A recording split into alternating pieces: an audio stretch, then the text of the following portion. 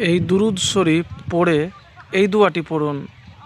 এক রাতেই বড় বড় মুশকিল আসান, সমুদ্রের ঢেউয়ের মতো রিজিক আসবে। তো প্রিয় ভাই, কঠিন বিপদ ও অভাবে দুরুদ শরীফের আমল করুন। কিভাবে করবেন? দুরুদ শরীফের অনেক ফজিলত রয়েছে। তো আমি আপনাদেরকে খুব সংক্ষেপে বলবো যে দুরুদ শরীফের ফজিলত কি। তো প্রথমে আপনাকে বলবো যে দুরুদ শরীফ পাঠ করা মহান আল্লাহর নির্দেশিত অত্যন্ত ফজিলতপূর্ণ ইবাদত, যার মাধ্যমে নবীজি সাল্লাল্লাহু আলাইহি সাল্লামের উপর শান্তি ও রহমত কামনা করা হয়।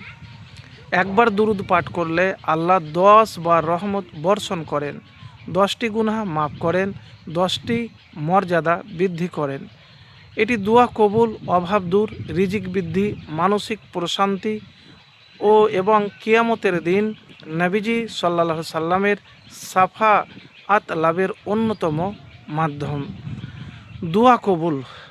দুরুদ শরীফ পড়বেন।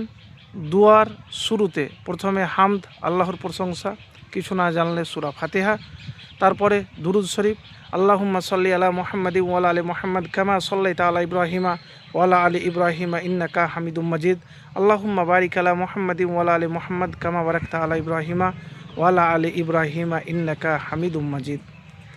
তো দুয়ার শুরুতে শেষে দুরুদ পাঠ করলে তা দ্রুত আল্লাহর কাছে কবুল হয়।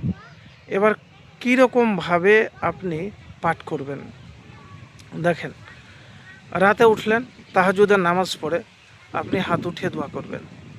আর দুয়ার মধ্যে দুরুদ শরীফ পাঠ করলেন, যে দুরুদ নামাজে পড়েন।